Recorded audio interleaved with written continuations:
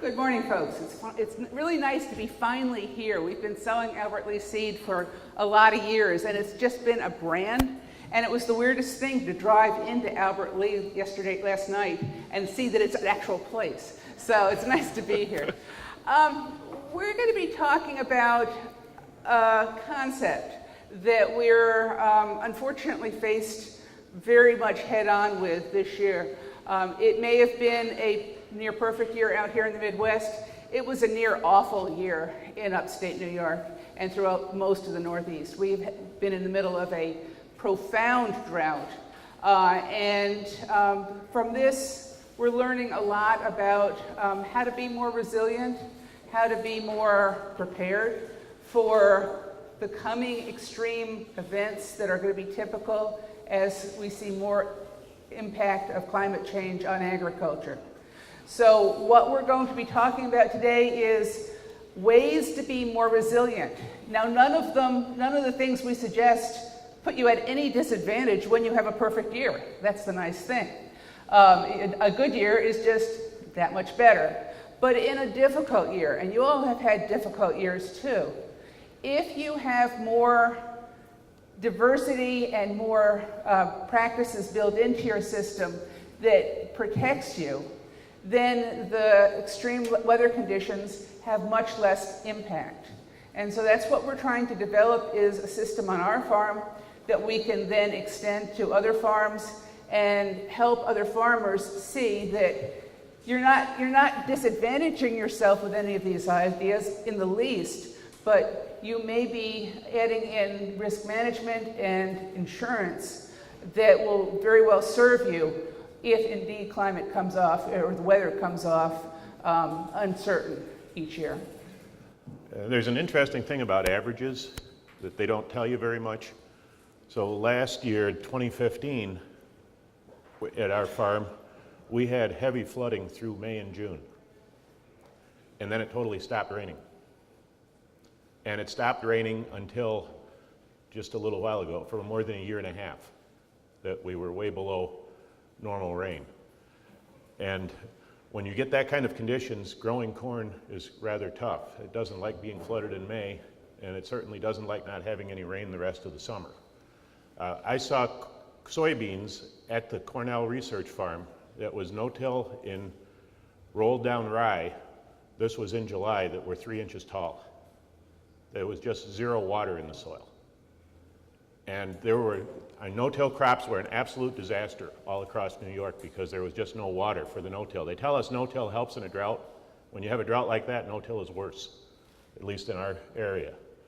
And yet, farmers made a living, and some things worked really well.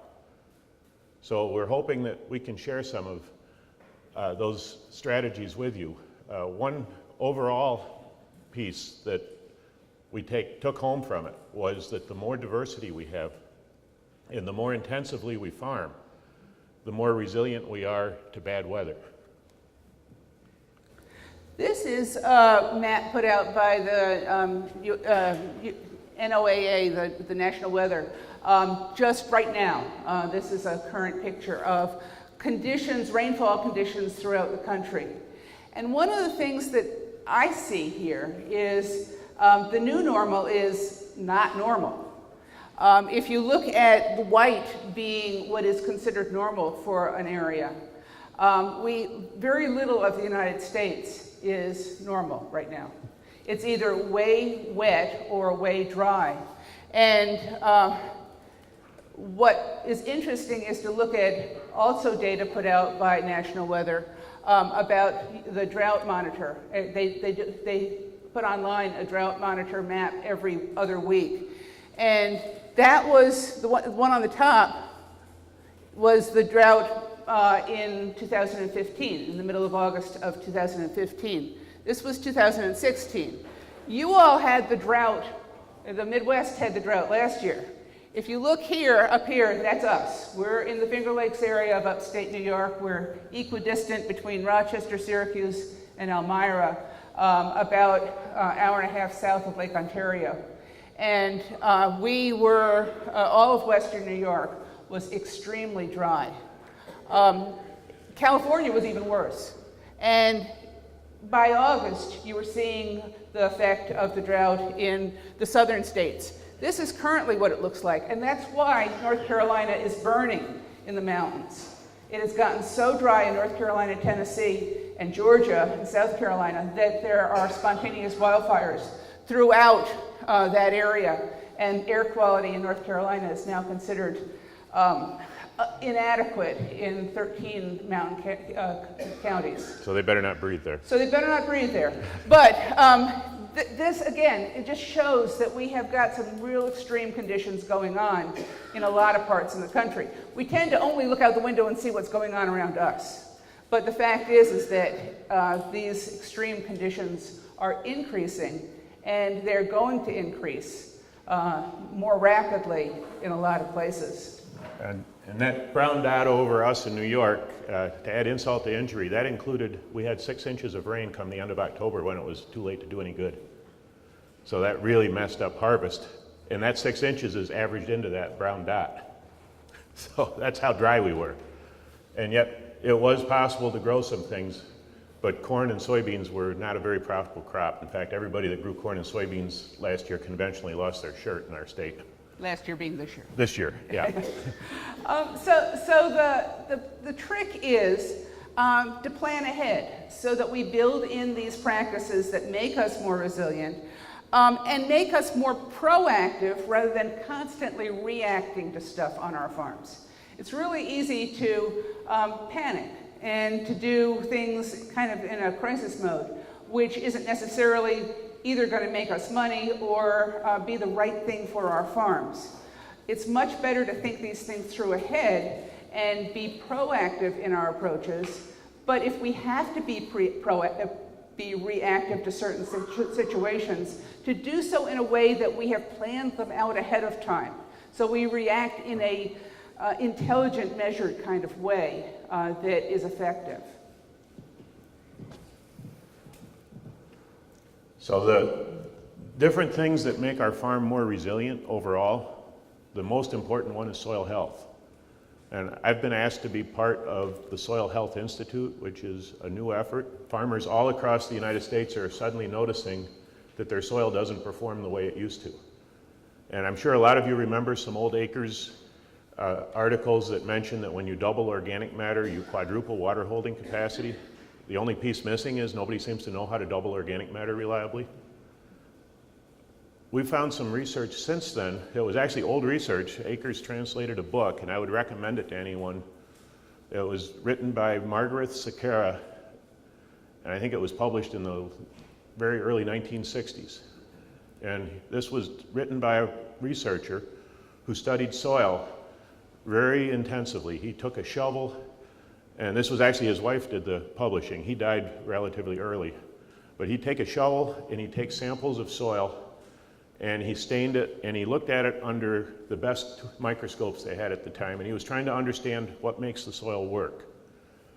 And there was an important concept that I take away from that book that we have been mistaught, and I think we've been working under wrong assumptions at least all of my life. And that's, we look at soil as bricks and mortar.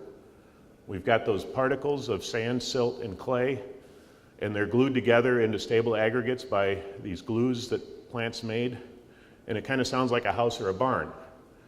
What Sequeira showed was that the soil is actually being held together by living organisms, that the water holding capacity is more the result of biology than the residue of biology, and it's an active thing.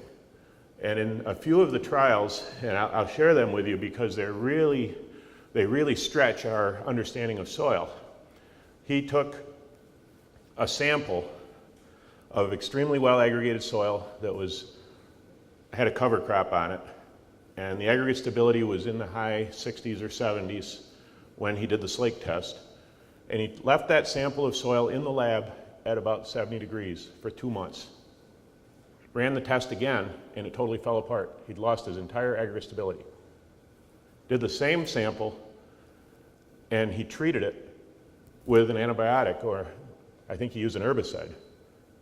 And that sample fell apart instantly. And what he found under the microscope was this whole structure of soil of micropores, macropores, and passages was being colonized and reinforced by living organisms that were building up the walls. And they were actually actively creating aggregates and holding them together. What these organisms lived on, though, was the exudates from the roots. It's not the green stuff we plowed down, as we used to assume, but actually the living plants giving off sugars from the roots. And those sugars are what fueled that active organization that was building the soil's ability to hold water. In his experiments, he showed that very good soils could hold about 6 inches of water in the active part that we farm. And that's if you did a really good job, and he was able to increase it to 16 inches by using focused cover crops, especially crops, and he was studying them for what effect do the roots have on this aggregation. He was not asking what gives us the most fancy top, and Mary-Howell will show you some pictures a little later that show really fancy growth on top, but he said that's not always indicative of what's happening underneath. And what determines our soil's productivity and health is more what's happening underneath than what we're seeing on top. The top is more the result of things. We have a friend up in Ontario named Anne. Clark. Clark, yes. She's a professor at I'm usually the one that first names. University of Wilt. And she is a pasture management specialist. She is someone who thinks that no farm is complete without cows. And at the time we first met her, we were in a break from cows. We have since gone back to them because, you know, once you've got cows, you can't stay away from them. However, we had this long discussion with her about the importance of animals on a farm, to cycle nutrients, to add diversity to the farm. And we argue that to her, and we still agree. We too tend our livestock very, very carefully. We feed them, we care for them, we try very hard to give them good conditions. They're just really, really small. And I think we organic farmers really need to think about the life in our soil as if it was our livestock, as if it was our cows. To tend them as carefully, to be as aware of their surroundings and their needs as if they were livestock we could actually see. Because if we do that, then we realize soil health, and this is something you've probably seen before, soil health is a combination, an intersection of the physical characteristics of soil, the chemical characteristics of soil, and the biological. It's the intersection of all three. When they come together in balance and are healthy, that we have a good, productive, healthy soil. However, what we have learned is the greatest of those three is biological. Yeah. We had a group from Cornell came out this spring and did some soil health tests. And this is one of the big things the Soil Health Institute is promoting, is not just to test soil for fertility, for the chemicals, but also to start measuring what are the limitations to yield that might be physical or biological or outside of just the fertilizer. And quite often, we're doing such a good job with fertility that our most limiting factor for the next crop that we're growing is actually something else. And these newer tests are helping to identify what might be your most limiting factor. Again, the problem is they can identify it, but we haven't figured out yet exactly what is the best way to treat it. And I think our difficulty is that we like to farm reactively. We always want to buy a product. When we see that we're low in phosphorus, we can buy phosphorus and put it on. But if we're low in soil structure, we can't buy soil structure and pour it on the field. But what they found early on when they pulled that test, and this was just after the snow melted, was that our aggregate stability, and this was in a field where you could look at it and know that it was healthy soil, was poor. And one of the professors at Cornell who's been really promoting no-till was, yuck, yuck, yuck, that organic soil really had pretty poor aggregate stability, didn't it? It must be no-till is what you need instead. And I said, wait a minute, let's do this test in a month. And they were very reluctant to do the test again. They said, we've already got the results, why would we look at it again? So they came back and did it a month later, and we had terrific aggregate stability. what had happened was the cover crop, the clover that was growing there, had not been feeding over the winter the construction crew. That's my theory. At least that fits what we saw. But a month after this cover crop was greening up, the aggregate stability had been restored. And the Sakara, and this is going back to some of the guesses and observations that Sakara made, was that any time that the soil doesn't have something actively growing in it that is giving off this food for the microbes in the soil that build the soil structure, they're starving and they're not working. And if you go long enough, they die and you have to reestablish them.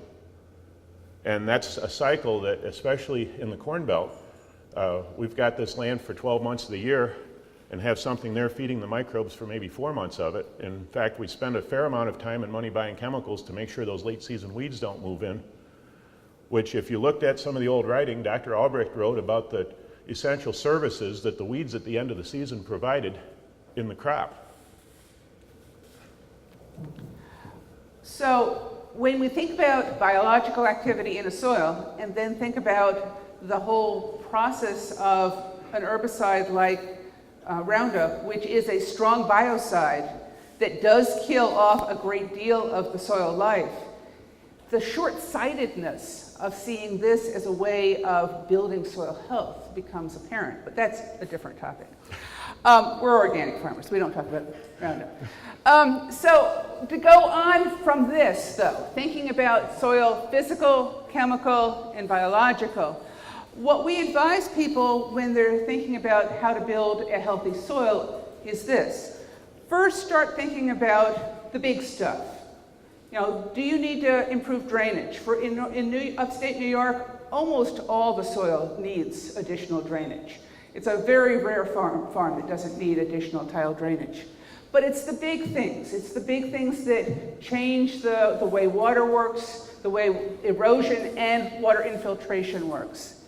Then looking at how to improve rapidly cycling biological material to improve the biology.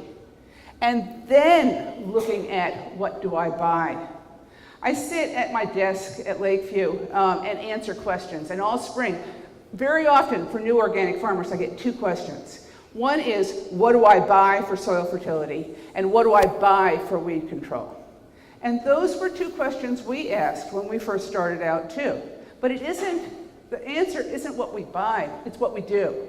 Because you can buy all the especially the bugs in a jug kind of fertility amendments and other perfectly good ones like lime and gypsum. But if you haven't taken care of the other things first, you're not going to get as much good out of your investment. And so, yes, sometimes it's really important to supplement nutrients in the soil. But often you can get away with using less or getting more good out of what you do invest in if you take care of the biology and the physical structure first. Going back to this idea of keeping something living in the soil as much of the year as possible, this gives us some hints as to what to do for soil health. So I believe anything that keeps the ground covered is going to have some benefit, even though I have to back up and admit this year where we had cover crops like the rolled rye growing ahead of soybeans, we had a disaster because the cover crop had used up all of the water. In fact, Cornell in their organic trials had one field, and the Cornell Research Farm had a 4-inch rain in August that we didn't get, but other than that they had pretty similar weather to us. They had one field that made 180 bushel organic corn in the drought. And it was the one that had no cover crop and was just fertilized. And I would warn you, don't take that home as an indication of how we farm. This is an example of always farming by last year's variables. You know, that might have been a good idea for that one year. But that question? In your previous slide, you had the term biotill. What did you mean by that? Oh, the question was what did we mean by the term biotill? Okay, if you have, tillage is something that breaks the soil up and loosens it, makes it more hospitable for roots and makes it, better for plants to grow in. It also disturbs it in a way that stimulates biological activity, lets air in, and lets it breathe out the other materials. So we can do that with iron, with machinery, or we can have earthworms do it for us, or we can have other of the soil organisms do it. So to me, biotillage is the action of roots that break the soil up, the action of any organism that will open the soil, allow it to breathe, and break it up to stimulate biological activity. Think of the effect of a tillage radish. A tillage radish planted in fairly loose soil. That is going to be biotilling because it's going to break the soil up, much as if you were plowing it. We like showing pictures of our neighbors' farms because ordinarily, the disasters they have are a lot more attractive than the ones we have. However, at least they're more fun to think about. This was one of our disasters. Back in the early 90s, we had a field that was a hill, and it was farmed up and down rows, north-south, and we had a heavy rain, 8 inches in one night. And all of the dry beans, all the red kidney bean plants ended up down here at the bottom of the hill, and the water ended up going over the road, and we had enormous erosion. There were 2 kids in a rowboat out in that field the next morning. This took a few days before she took the picture. This was a wake-up call, and this was just at the beginning of our organic experience.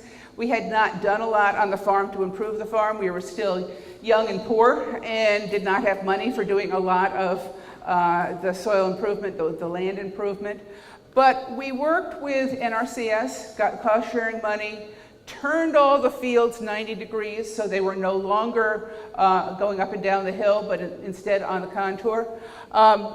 Turned it into strips of crops so that we had alternating sod crops and row crops, and also put in diversion ditches and sod waterways. And now the farm looks more like this. It's much more productive. We save our soil. We've been able to build organic matter. We have a lot less damage. Sometimes a major project like this is really what you need to make your farm more resilient. Now when we get heavy rain events, and we did have one in 2014, we had no erosion at all. Well, we might have had a little soil loss, but very little. But let's flip to the next picture. The picture on the left, that's a friend of mine who's taller than I am. And this was no-till soybeans. And to quote Ray Archuleta, some of you probably know who Ray is. Ray likes to say, we don't have a filtration problem, we have an infiltration problem in most of the country. And that is the rain hits the soil, and instead of soaking in and being stored, it's running off and causing erosion. And where Tom is standing in that, I think that was about a 10.5-foot gully, the soil was not absorbing the water. Now our son Peter has a farm just about a mile from there that you couldn't see any soil loss. And it was in the same event. This was a violent storm. The village of Penn Yan, a building was taken down. There was our feed truck woke somebody up. It might have saved his life because the truck bumped into his upstairs bedroom window. It was floating. And it came down on top of somebody's SUV when the water went down. But more importantly, I took this picture from one of the overlooks and the day after the flood. And I had a friend who went out in a boat that day, and he said, you could go out in the lake, and there were these rivers running through the lake that were brown water. It was mud. It was topsoil. It was all the soil that had washed down off the fields that were up on the bluff. And so it takes centuries to build topsoil. In the course of one night, inches and inches and inches were lost from Yates County. This is a major loss. This is something that if we farmed differently, unfortunately it occurred in May, so a lot of the fields had just been plowed, but the amount of erosion and soil loss that we experienced was enormous. But there's another factor.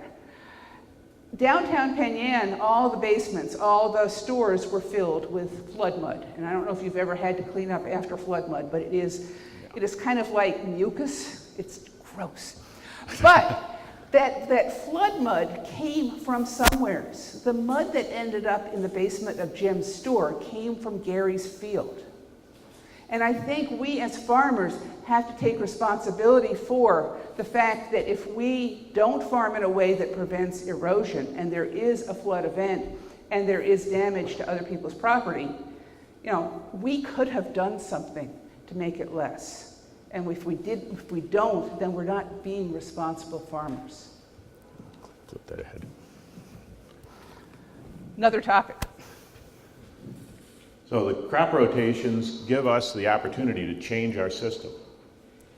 You know, we pay taxes on our land 12 months out of the year, and a lot of us try to use it for 3 or 4 months of that time.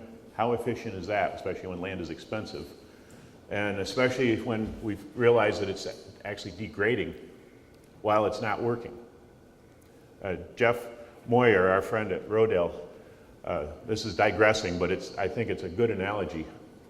He said they were trying to get people to put in manure storages, and there was some Amish farmers near Rodale, and they just couldn't get them to put in manure storage. And finally, Jeff went over and talked to his neighbor, and he said, well, why don't you want to put the manure storage in? And he said, well, that's the only work I have for the horses to do all winter. And if they don't work in the wintertime, they're not strong enough in the spring, and I can't get enough work out of them. And Jeff saw that as an analogy to his soil. If we don't have the soil working through the winter, it's out of shape, and we can't bring it up to speed. So we have opportunities to be planting different species on our farm all through the year, except for a very short part of the wintertime. And we can build crop rotations and cropping systems that fill the holes when the soil would normally be bare. We also have more than just 2 crops that are profitable, since we're organic farmers.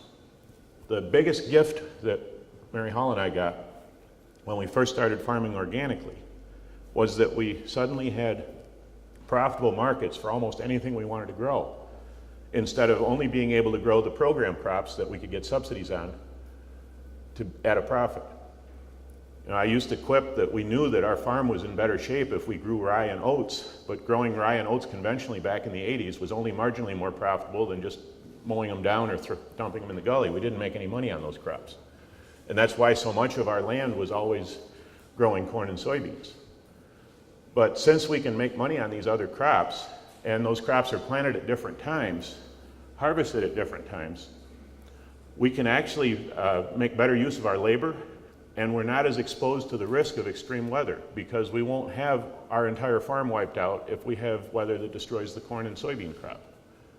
In fact, even this year, with the worst drought in anyone's memory, our spelt crop, our wheat crop, our rye crop, all of our grain crops were above average, which was over half of our land. And incidentally, much of that land we turned right around and double cropped it after we harvested the grain. We planted another crop in the dry weather, and we'll get into some of the details of that a little later. Last fall about this time, I sat down with Klaus and our son Peter, and I said, okay, what all did we grow this year? And we kept adding things to the list. This is what, and I've tweaked it a little bit for what we grew this year. And I think it's important to see that diversity is risk management. We have been able to overcome the biggest risks we had as far as markets, as far as weather, crop failures, disease, by having a lot more diversity. Of course, we've got corn and soybeans and hay and wheat. Those are kind of the core of our business.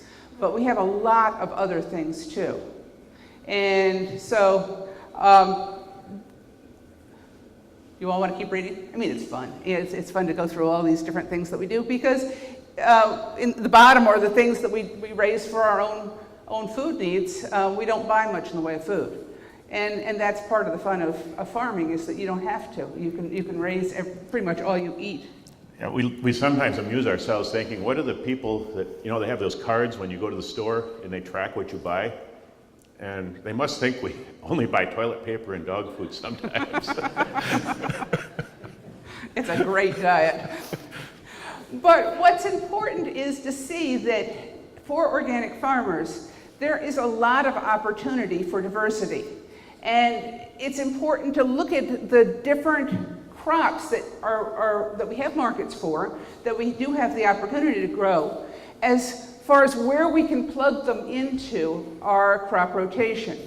What we try to do is to have something growing, something harvested, and something being planted at most months during the year. You know, there are a few months in upstate New York we're not harvesting, obviously, but at this point here in November, we have got over a third of our farm planted. Over half. Over half this year? Okay. To wheat, rye, barley, spelt. And all of those grain crops are now going to be pretty much on autopilot until next July and August, when we harvest them. This spreads out our workload. We're not trying to row crop everything, all 1,500 acres in the spring. It also spreads out the risk because the grain crops will be growing through a time when we generally have adequate moisture. But it does give us a lot of ideas of, well, if we have a month window when we don't have anything growing, between the time we harvest the oats and the time we plant the fall grain, what can we put in there? The repertoire is large. We can stick a crop of buckwheat in. We could stick a crop of BMR Sorghum Sudan in for a short period of time. Looking at our whole farm, whole cropping system as sort of a picture, a painting, where we can fill in different colors here and there throughout the year, has given us a great deal of opportunity to diversify our crops, but also diversify our markets. So this spring, between the 26th of May and the 26th of July, we had less than an inch of rain total in the 60 days, and we had temperatures in the 90s most days. You can guess we had some crops that failed. And we took those fields, we had some soybeans, and they were actually a very difficult to grow type of soybean. They were high in sugar, and something that's little known, unless you've grown the high sugar sweet corns, is that when it's very dry and you've got a high sugar plant, penicillium will destroy the seed. So we actually had soybeans that were destroyed in this dry ground by penicillium. And we came back immediately and no-tilled BMR Sorghum Sudan grass because we knew there was going to be a forage crisis. The hay crops, and with that little rain, the hay crops don't yield. With that little rain, corn silage doesn't yield. You know, we knew that the pastures had already dried up and people were feeding winter feed. So all of our grain crops, as they were harvested, we followed them, unless they had clover that was strong enough in them. We followed them immediately with BMR Sorghum Sudan grass. And in fact, some of those fields of BMR Sorghum Sudan that we either double cropped or put in after a failed crop yielded higher than the corn silage that most people chopped in our neighborhood did this fall. And it was actually better quality feed. This is something, I think Albert Lea is probably the only place that has some of these seeds this year. But the BMR6 gene makes the lignin in the fiber much more digestible than it is in the normal version of that crop. And if you get a forage analysis on BMR Sorghum Sudan, it's going to be wrong. There's a consultant in New York, Tom Kilser, and he's watched animal performance feeding different crops. And he said if you've got BMR Sorghum Sudan that tests 60, and you've got corn silage that tests 72, you're going to get more milk out of the BMR Sorghum Sudan that has a 60 NEL because the analysis is wrong. They haven't got the calibration down to get the analysis right on that. And they just haven't worked long enough yet to give you an accurate test. But we put up, I think it was 900 feet of ag bag this year that was full of BMR Sorghum Sudan. Some of it was just BMR Sudan grass. When it got later, we planted some BMR pearl millet. Now, these were all crops that can grow with so much less water, and they come up with a lot less rain. This is some pure science that you may remember from high school biology, or you may not. Some of you may have run into the difference between C3 plants and C4 plants. And the biology behind it has to do with the way photosynthesis works. Photosynthesis is the older version of photosynthesis is the C3 type, and it turns carbon dioxide, or It turns carbon dioxide and sunlight into sugars and oxygen, but it does so in a fairly wasteful way. It needs a lot of water in order to do that. Which, if the plants are growing in a plenty of water, if it's not in limited form, and if it's not excessively hot, C3 type of photosynthesis is very productive.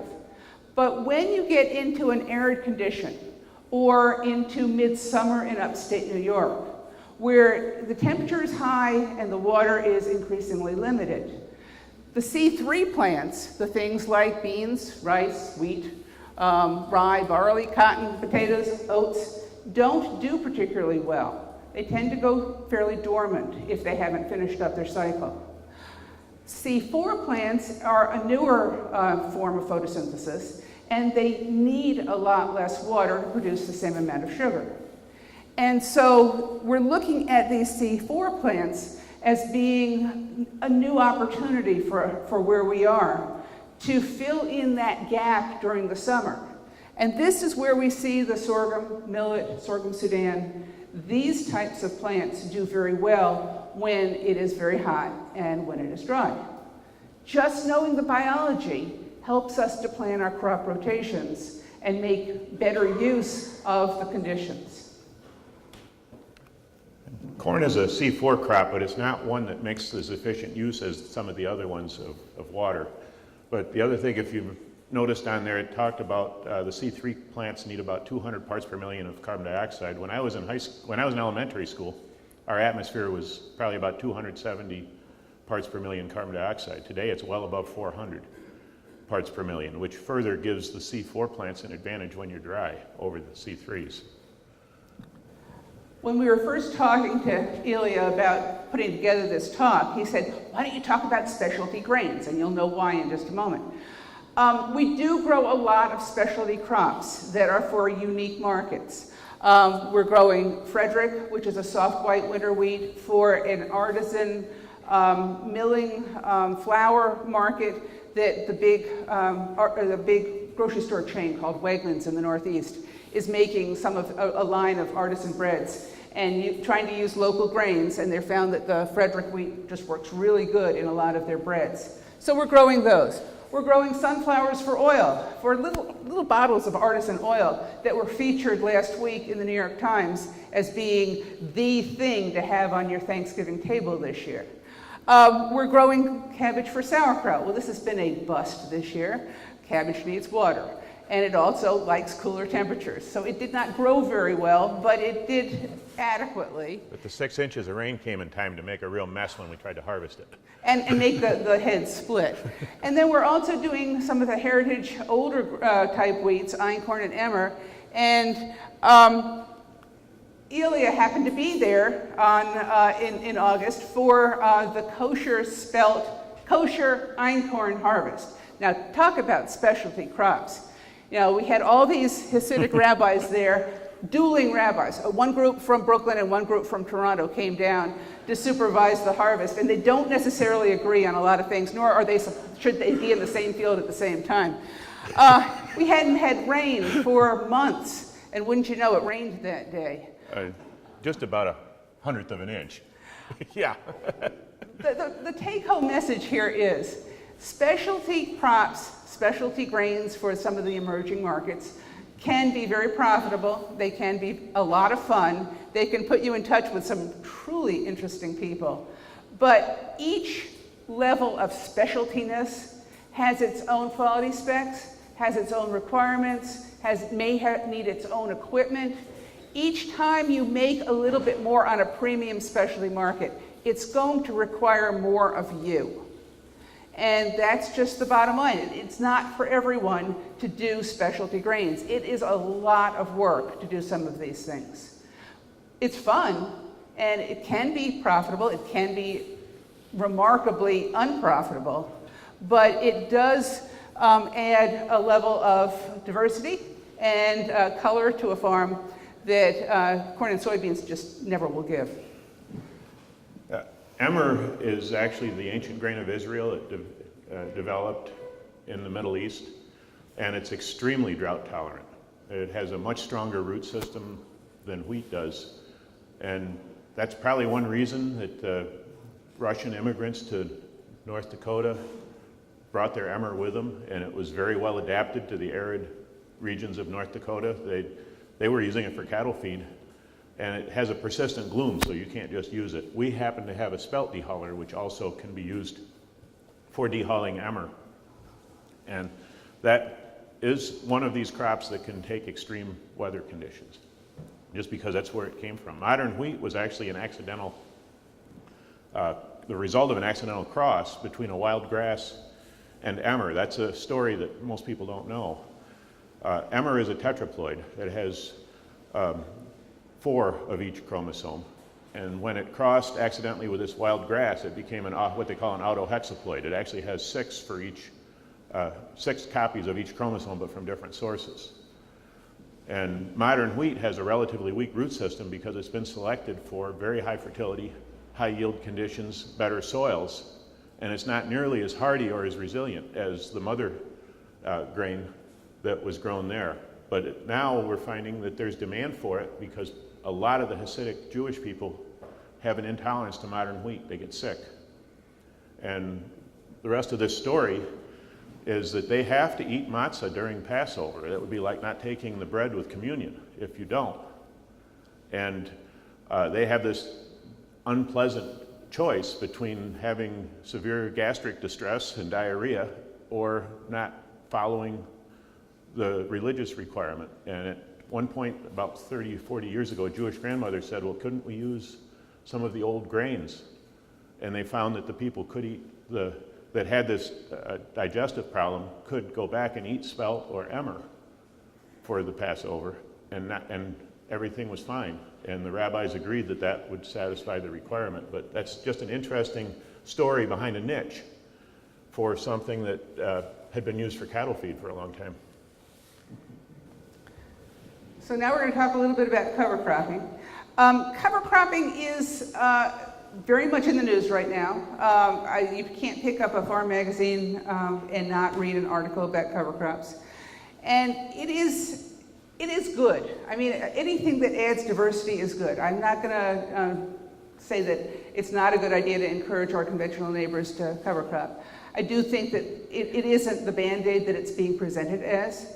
But we can certainly point to a whole lot of good things that adding another crop in, especially at a time when the main crops are not there, is going to provide nitrogen, add organic matter, resist erosion, increase infiltration, break up weed cycles. All those things are good. As organic farmers, of course we need to use cover crops, but we can end up using them a lot more creatively than often we're told. And so when I talk to the farmers who call looking for seed and they ask, well, what can I use for a cover crop? What I try to do is to guide them through some questions as far as where they want to plug the cover crop in. Or, you know, this fall, I have a lot of vegetable farmers, a lot of CSA type small vegetable farmers. And they want to put something in. They know that they should be cover cropping, but they don't necessarily know how it's going to impact them through the fall and then the coming year. So asking questions about, do you want something that's going to winter kill, or do you want something that'll be there in the spring? Do you want something that you can broadcast, or do you have the equipment to actually plant it? Do you know the value of a legume, or do you want something that's going to be just a grass? Or how about a crop mixture? We organic farmers can do that. We don't have herbicide carryover. And so what we try to do is to talk farmers through answering the questions themselves. Don't necessarily do what we're doing on our farm. Don't use our farm necessarily as a template. We try out a lot of things. We do act sort of like a research farm and then use Lakeview Organic Grain as an extension service to teach people what we learn. But we really feel it's important for farmers to define for themselves what's going to fit on their farms. And by doing that, they need to answer a series of questions. So I share with you a story from about 2 years ago of 2 cover crop mixtures. You know, you've probably all heard of Gabe Brown in North Dakota. He does a really terrific job of no-tilling. And Ray Archuleta had a picture from, I think it was 2012 when they had a severe drought, where he had 12 different cover crops in a mixture growing in a field. And when he crimped it down, there was enough water so that he had a decent corn crop. And yet each of those cover crop species by itself, planted in a test plot, died because it ran out of water. Now the backstory on that is that researchers have since figured out that the mycorrhizae in the fungal network around those roots was actually taking the water from the deep-rooted plants and sharing it with the shallow-rooted plants, and this water was going round and round from root to root as those 12 different species cooperated and enhanced each other.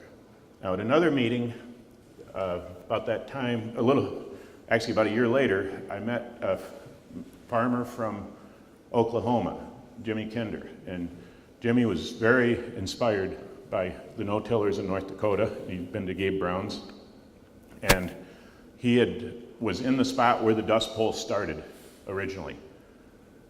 And he showed us some pictures that at that time he'd been in a 5-year drought, and he showed us a picture of round bales with soil drifts around them, and he said, this is in the middle of a no-till field and we've got soil drifting and we've got to do better than that. And then he showed us a picture of where he put in a cover crop mixture and then planted his wheat. And he said, I believe this is the right thing to do, but I'd like someone to help me understand what went wrong.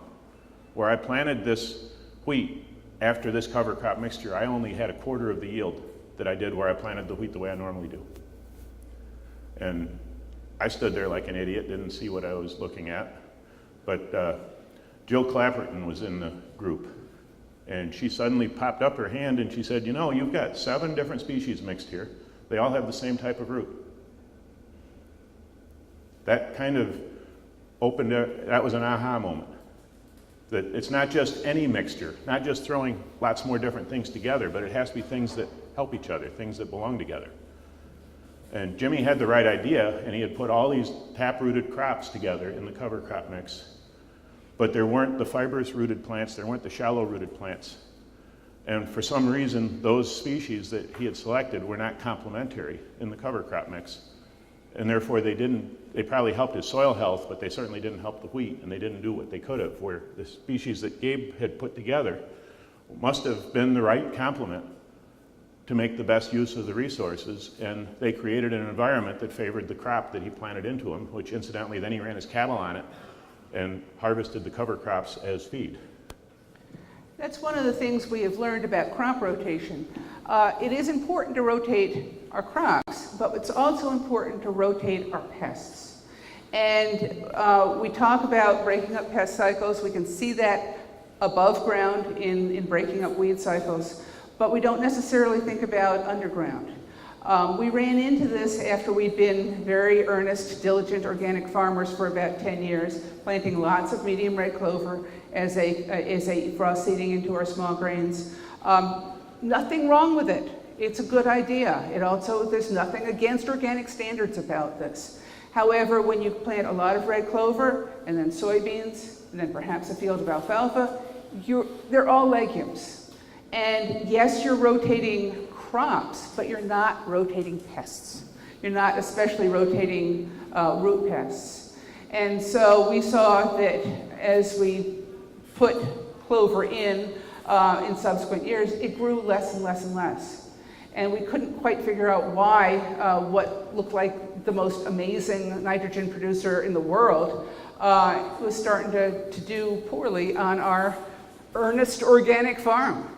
And we went to Cornell and talked to Dr. Georgia Bowie, who's a plant pathologist there, and he said, think about ways to break up that cycle of having legumes so often. Try buckwheat. Try mustard. These are not related to legumes. They're good cover crops. They do other things. They have other factors. They have other benefits. And so we have tried to add in additional cover crops, but make sure that we have sufficient diversity to break up the pest cycles. Buckwheat is great. Buckwheat is a wonderful crop that not only suppresses weed growth, It also releases bicarbonate ions that break down phosphorus in the soil, so the inorganic phosphorus is turned into a form that plants can actually use. And it also has a negative impact on soil microbes. Chitinase. It releases chitinase that breaks down the cell walls of fungi that can be pathogenic. This mustard I saw growing a couple weeks ago on a conventional farm. We usually put mustard in as a frost seeding into corn stubble and then let it grow through April and May, and then plow it down in May before we plant the next crop. And it does well, but it doesn't do like that. I drove by that field and I thought, wow, that's mustard. And the fact is that they put it in probably after the wheat came off. It's a conventional field, so probably it has a lot of free nitrogen, a lot of free nutrients there. And that mustard is being a fantastic fall cover crop. It will winter kill, and therefore it will hold the nutrients in a biological form over the winter and then be dead the coming year. I used to, when I was younger, I had some neighbors that would tell me about these Italian immigrants that used to come up and work in the fields. And in fact, one of them became the mayor of Syracuse. At least his parents worked in the field, but he became the mayor of a major city later. But what he said was impressed with was they'd come to the work with only a piece of bread in the lunchbox, and then they would go pick the mustard, and they would make mustard green sandwiches. Mustard greens not only taste good, but they're very nutritious. If you tested that field as a cattle feed, the NEL on it would be somewhere around 78 or 80. It would make corn silage look like a very poor second-rate feed. It would make alfalfa look like a poor quality feed in comparison. Now, probably the yield of cattle feed from that mustard isn't high, but it illustrates that there are things we can grow that we hadn't thought about that could really make cattle produce a lot of milk. The other thing that picture shows is that the length of the day, the time of year, impacts how a species grows. So if we plant oats in the spring, you get a short straw and a lot of heads, a lot of grain. If you plant that same oats in midsummer and have it grow now in the short days of the fall, it'll grow enormous. It makes just a huge amount of biomass, but it makes a very, very poor grain yield. In fact, if there were some forage oat varieties that you plant in the spring, they're actually oats that are designed to grow during the short days.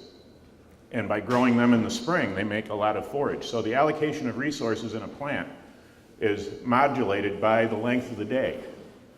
And we can use that to advantage. If we plant these spring oats in the fall, they just make a lot more biomass. And they're not going to make grain, but we're not able to harvest the grain then. The mustard is doing the same thing. The mustard is allocating a lot more resources into producing the biomass when it's growing during those short days. And incidentally, along with the concept of C and C4 plants, there are plants that will grow whenever the temperature is above 34 degrees. Things like annual ryegrass will actually grow and fix carbon and produce biomass in temperatures below 40. And that's another way that we can use more of the season, because the C4 crops, most of them, when it's below 65 degrees Fahrenheit soil temperature, they're not growing, it's too cold. Where annual ryegrass is happiest below that temperature.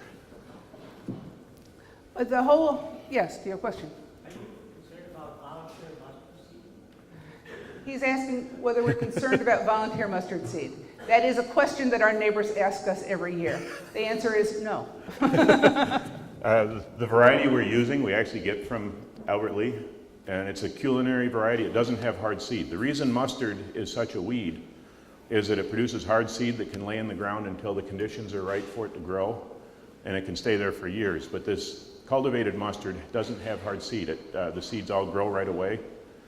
But beyond that, I told this story in Aberdeen, South Dakota once, and a farmer came up afterwards and he said, you know, you just answered a question. And I went into more detail.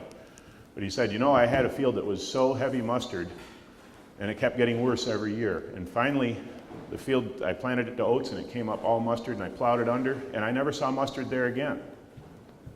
Well, the mustard was growing in those fields because the conditions favored mustard over other species. And what I've observed is that you can watch what weeds grow and what your field is doing as an indication of what the soil condition is and which species would grow best. So what he did when he plowed the mustard under, the mustard actually changed the soil condition and corrected what was making the mustard want to grow. Before we started using mustard as a cover crop, we had an increasing amount of mustard growing as a weed in our corn.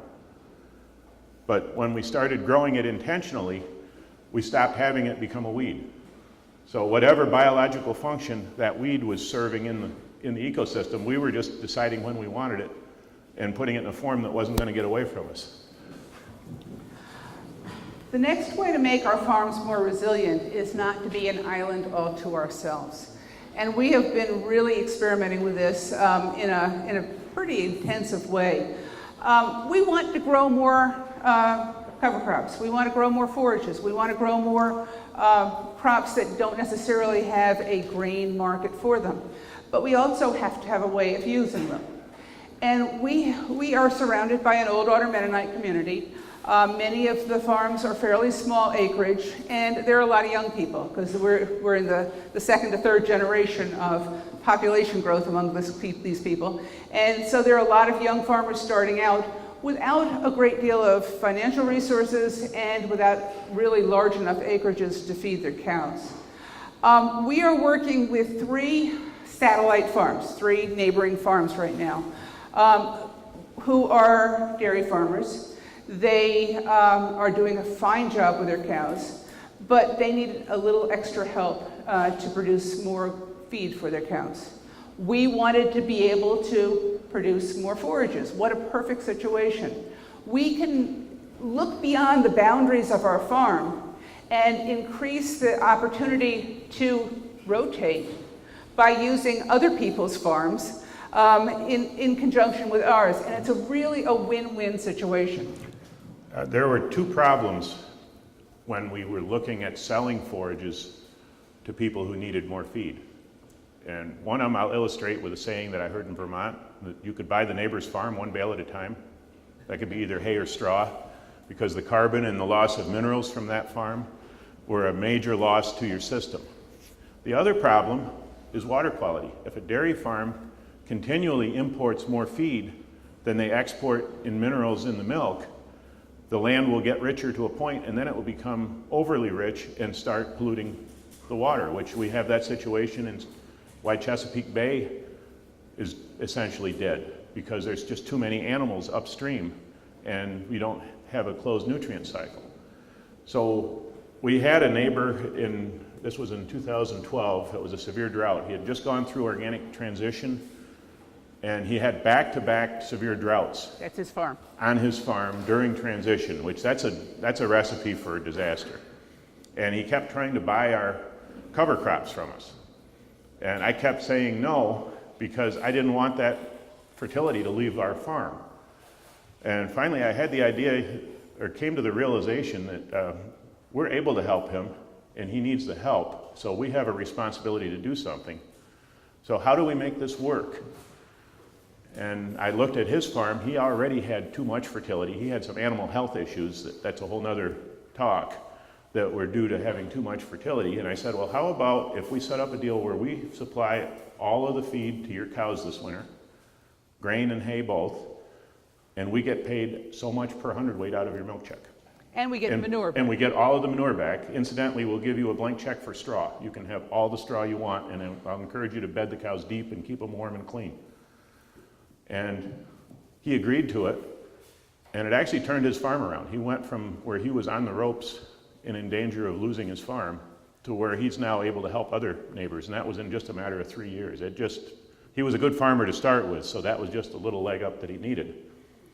Since then, we've had 2 other young farmers who couldn't afford enough land, and we set this deal up with them ahead of time, and they were able to start their farms and begin to make payments and actually operate at a profit by just paying us out of the milk check. And they didn't have to own all the machinery for producing and harvesting the forage. In fact, the first farmer is supplying the machinery in the wagons, and he's doing a lot of the work so that we've become kind of like a threshing circle used to be. But we have our large land resource base is now integrated with their resource base of their cows. And we're able to produce a crop like in a good year, we can produce a crop of spelt, which is profitable in itself. The straw comes off for his cows, and that fall we can produce another 2 to 3 tons of dry matter, top quality forage that they can make milk on. So we're actually increasing the production of our farm. We're now producing milk without having to milk cows, but without reducing the production of our fields. It's kind of, the sum is more than the whole of its parts. We also board their dry cows and their heifers because we do have pasture, and so they're using their pasture for their dairy cows, which is convenient on a small acreage, and then they're bringing their cows, their dry cows and their heifers over to our farm. Klaus gets his cow fix every day because he can go down and take care of them, and that keeps him happy. But we also can do a really good job feeding the heifers and the dry cows. Too many farms that I see, they really skimp on their dry cows and heifers. They're not the ones that are earning them profits, so they get the worst quality hay, and if there's not enough of it, they don't get enough of it. This way, we know that Paul, Jim, and Eric get really good quality feed for their heifers and dry cows, so that when they go and start milking, they hit the ground running. So this summer, this plan kind of fell apart because it was so dry we knew the clover wasn't going to grow anything. We had some of these a few fields of beans fail that we planted the BMR sorghum Sudan, but we had to figure out how are we going to feed 200 head of dairy cattle real quick. And that's why we went ahead and planted the BMR sorghum Sudan on more fields as a double crop. We planted the BMR pearl millet as a double crop after some other ones. And we made a lot of innovations. We also planted Austrian winter peas and triticale this fall on a lot more acres than we normally would have because it will be a heavy forage crop in the middle of May next year. That'll shorten the winter and help reduce the crisis of having enough forage. And I mentioned our no-till soybeans into rolled rye was a bust. It wasn't totally a bust. I wish I had made an adjustment quicker. What we did, we took our best land where we normally have extra rain, and we went ahead with plan A. We had some very poor land where Lea's seen it. There's only 4 to 6 inches of topsoil, extremely droughty, and the rye was already shoulder high, and I knew there was no point in trying to no-till into that. We took that as forage, and that rye actually tested about 70 NEL, had about 11% protein, and we pulled, I think it was about 10 or 11 tons per acre of baleage off that cover crop, and we came right back and planted BMR sorghum Sudan on it. We ended up harvesting about 23, 24 ton per acre of forage from that field. That was our worst, droughtiest land in the worst drought. There wasn't a cornfield in our county that made more than 12 ton of silage this past fall. So that actually our worst field turned out to be our best field by doing that. So we have, when we're in a crisis like we were this year, having this diversity and having the tools that these new crops give us made it possible to turn what could have been a total disaster into what wasn't really that bad. And all 3 farms that we're working with now, their neighbors are all kind of envious and would love to get on the same deal with us, but we don't have enough land to handle that many cows because they've got enough feed for their cattle and they're doing well, and they're not wondering how they're going to pay for the feed. We're running out of time. So we're going to go a little bit faster now through some of these slides.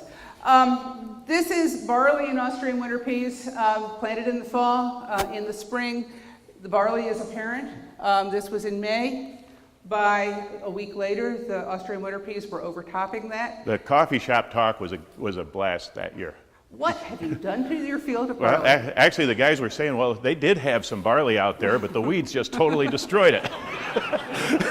Now, a neat thing about Austrian winter peas, they make excellent quality dairy feed. We were actually growing these as a seed crop that we were going to split and sell, especially the Austrian winter peas, because we sell a lot of them. What you're looking at was over 7 feet tall.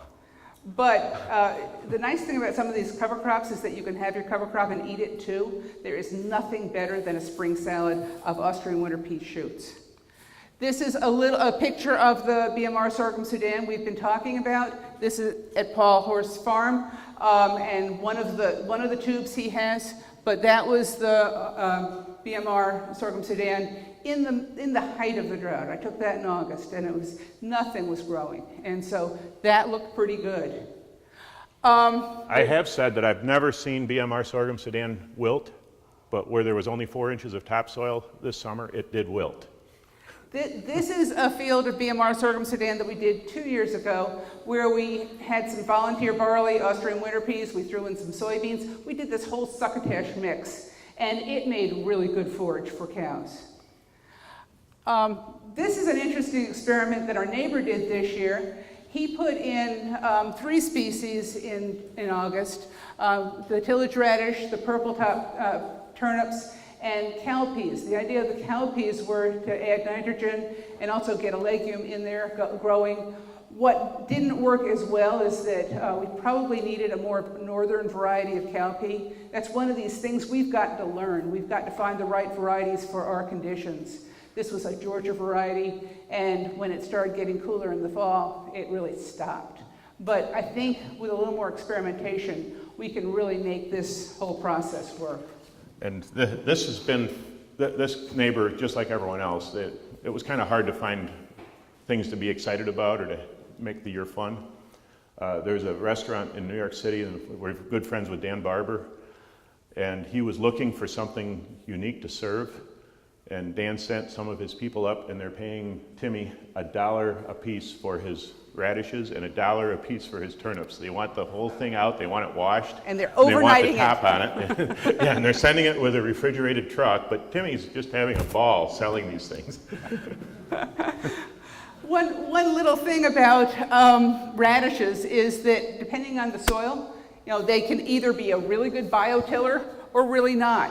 This was our neighbor, a conventional neighbor from the road. They were really showy radish plants. They looked really impressive. But when you walked out in the field, 3/4 of the root was sticking up. Those look to me like a very fat man trying to pull on pants that won't go on. The root was all out of the ground. So you really see the difference in soil health. Okay, quickly.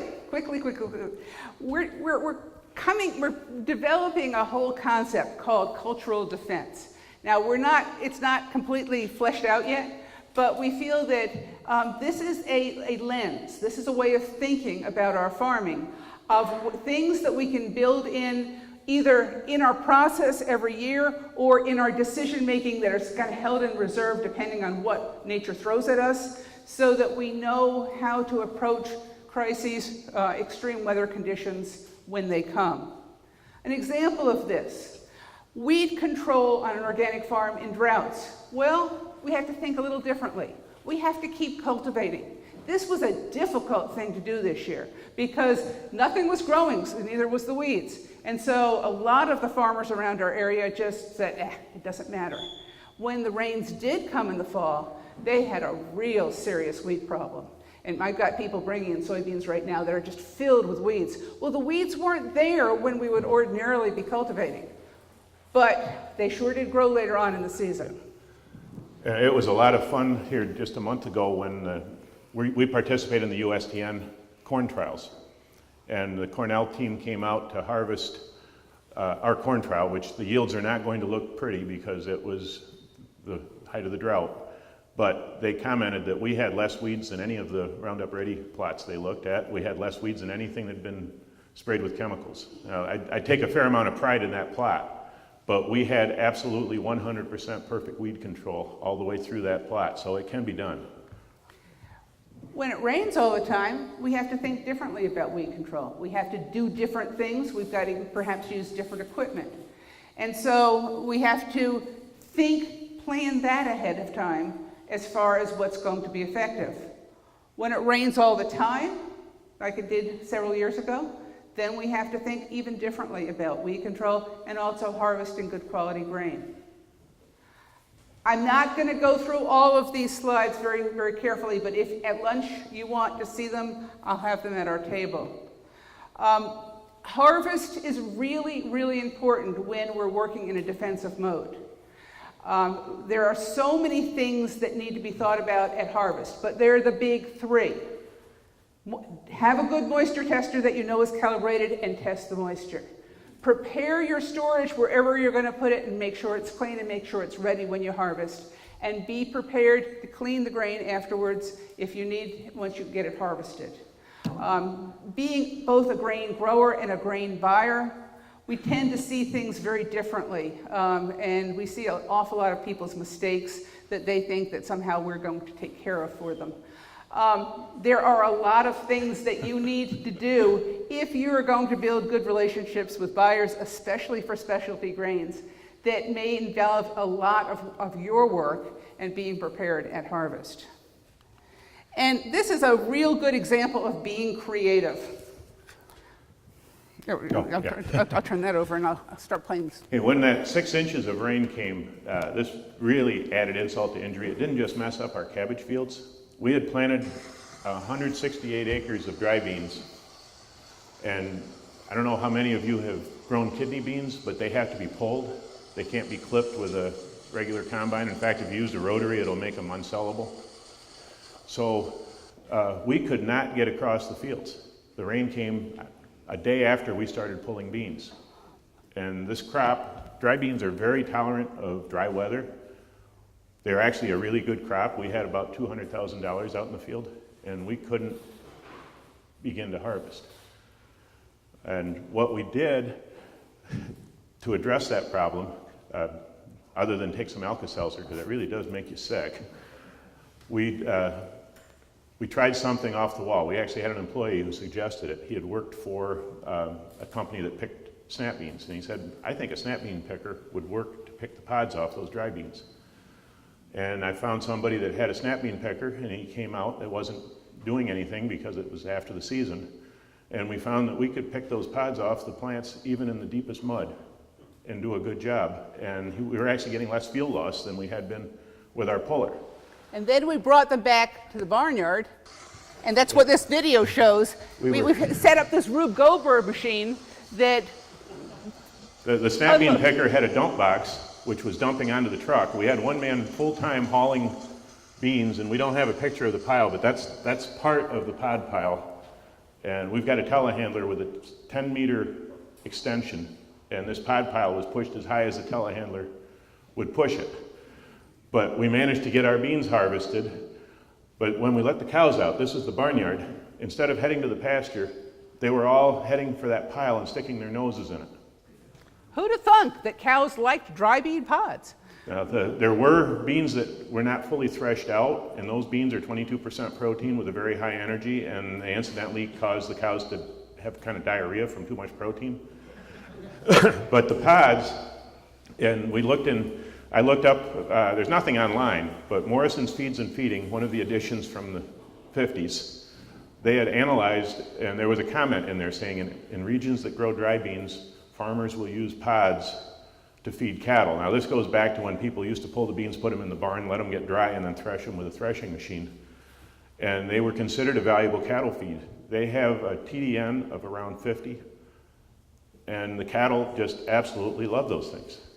So we ended up with a haystack in a year when the crops are short.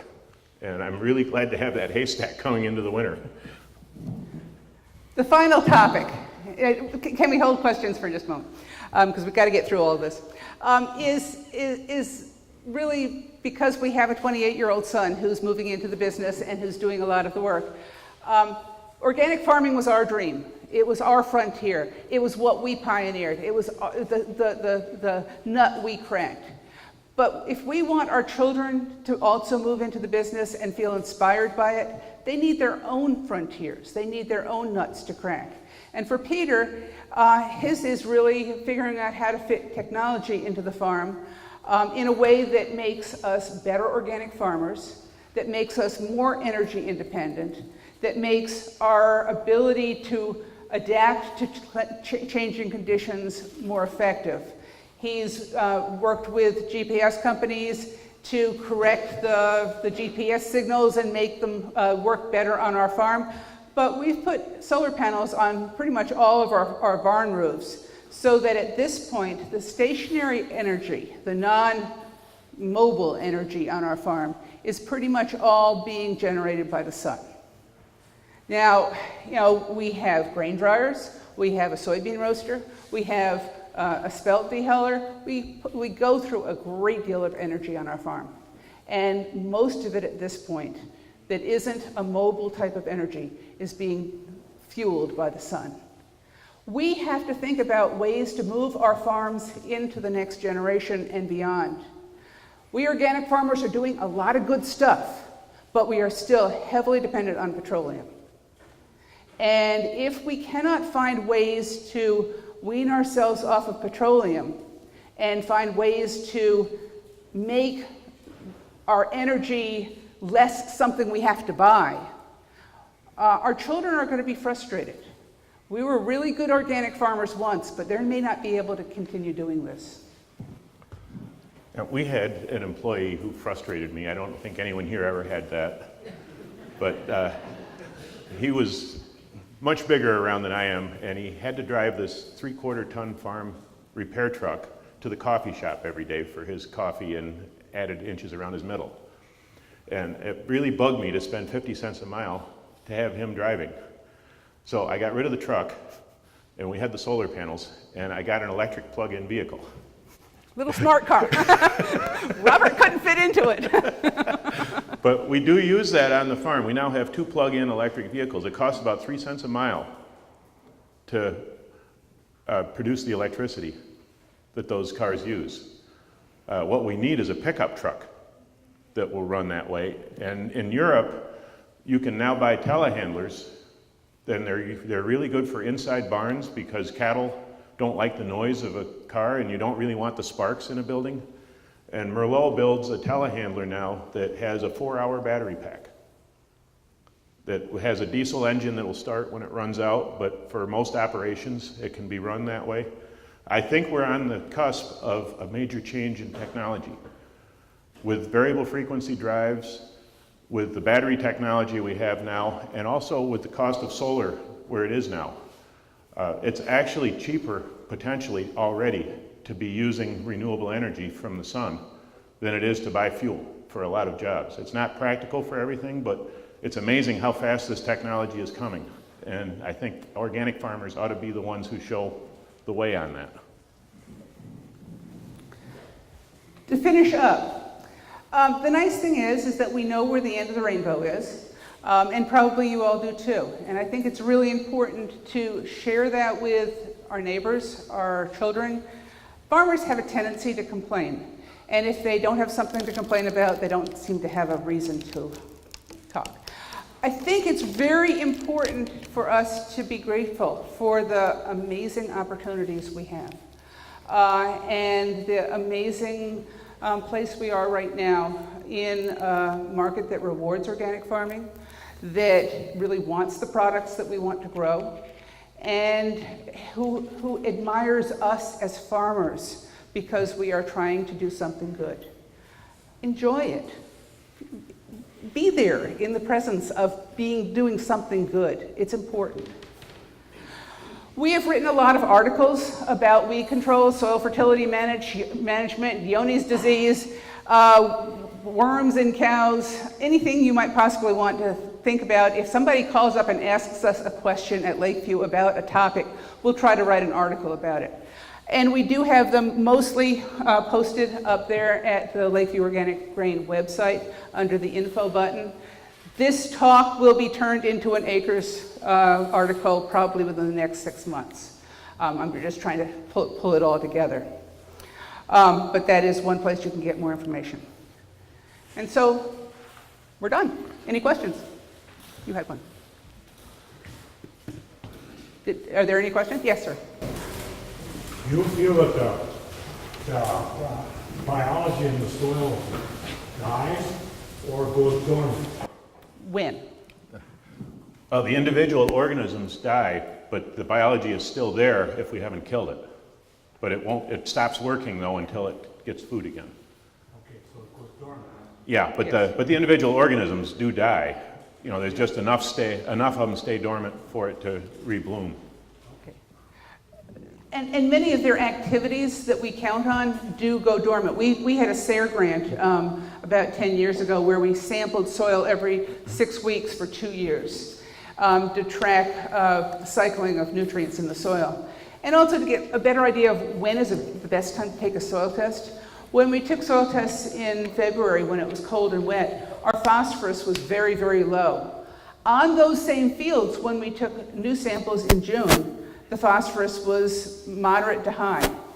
And it wasn't that suddenly over 6 months we put any phosphorus on or suddenly it magically appeared. Phosphorus is heavily dependent on microbial activity. And if anything is slowing down the activity of the microbes, and that could be cold, wet, it could also be excessively dry, then we're going to see less cycling of nutrients. So we're not just looking at the activity, the vitality of the microbes themselves, we're looking at the effects of what they do. We also saw something interesting in organic matter content. It was lowest in May, and it was highest at the end of the summer when after all the tillage had gotten done, which was almost totally backward of what we were told to assume. But it's interesting when the observations contradict our assumptions. Most people would like to ignore the observations. We're cutting into Dr. Sylvia's time, and we question don't there. want to do that. But one more question. When do you recommend the best time of year to take soil samples? According to our SARE grant, during the active growing season, June and July is, when things are actively growing, is probably the most reflective of what's out there. The biology is kind of if you have bad weather in the spring, it's always going to slow it down, but I found that was probably the most stable time. Okay. Go ahead and take a couple more questions. We'll Okay. just push one back. Okay, yes, sir. You were talking about a lot of the benefit was in the roots, for example, the soil health, and you're growing this clover. Do you have a recommendation? For a long time, I plowed under it. The taller it was, the red clover, the better I thought it was. Where is the point where you think it's good, and then you chisel plow or mobile? We use both, but I think it's more how you use the tool and how the tool is adjusted. If we chisel plow, we have a huge increase in weeds. Because sorry, this is a long answer, but it's an important detail. At the top of the soil, when the sun hits the ground, the weed seeds that are in that area are coming out of dormancy. It's kind of a signal the sun sends those weed seeds saying the conditions are right, and it takes almost nothing except a little disturbance to make them come up. The seeds that are deeper are in a deep dormancy. That's how those seeds survive in the soil for so many years. So when we chisel plow, we sometimes have the weeds come up ahead of the crop. And there are times when that's really desirable, like in the fall, you want those weeds, you want to sucker them into coming up and get rid of them. So we moldboard plow, and we do no-till, we do minimum till, it all depends on the situation. But when we moldboard plow, we plow as shallow as we possibly can, and we use the European moldboard, which inverts the soil only 90 degrees at the bottom. It's a variable geometry, so that it's more of a vertical tillage that the plow does. The top is fully inverted, so you get the weed control benefit. But the organic matter is not flipped to the bottom. It's kept kind of mixed more in a vertical orientation, and that makes a tremendous difference. You can see the difference walking in the field. When we flip that organic matter down, especially when we plow deep, it's in an anaerobic zone where it will make alcohol. It makes carbon dioxide, but it really doesn't make humus, and it's not in the zone that feeds the crop, so it doesn't do us near as much good. That's the challenge with organic matter and tillage. Yes, sir. I've been sending my soil samples to Midwest Labs for their soil health test, and they come back with results kind of all over the map. And we're in transition, so it seemed like a lot of things were going the wrong direction. And then, like now on the third test, the soil health comes up. Is there a place that you would recommend to send samples for soil health test? The question is, where would we recommend sending soil samples to assess soil health?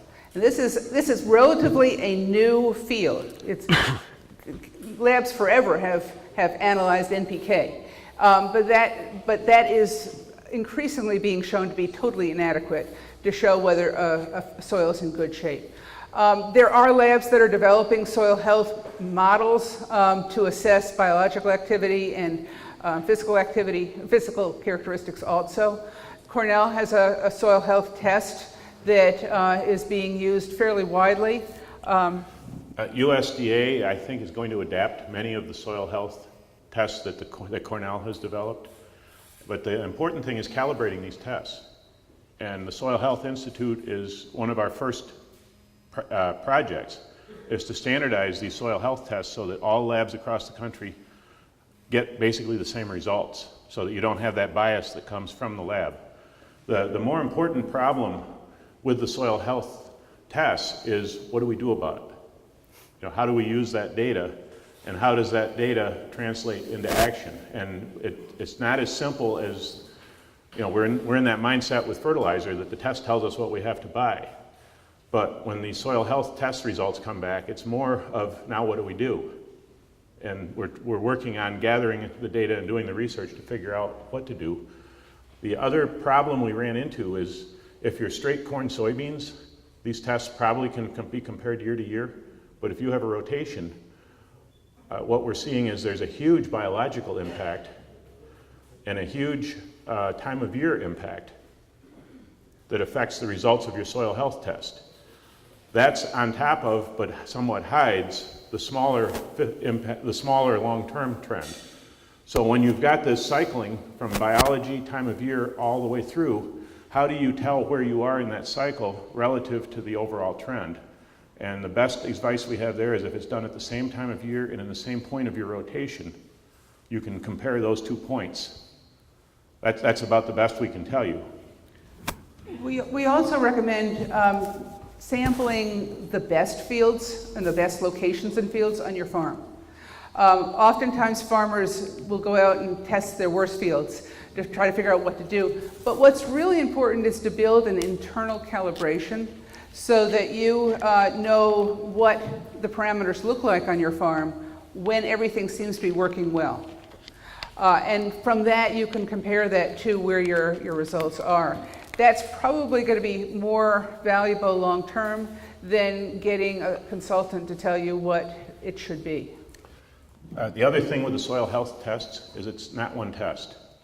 You know, it's a whole battery of different tests, so that some of them we can tell you how to interpret the results very easily and very precisely. For instance, there is a disease suppressiveness index test for dry beans, so that if you are growing any kind of dry beans, this test will tell you what your level of disease pressure for root rot is.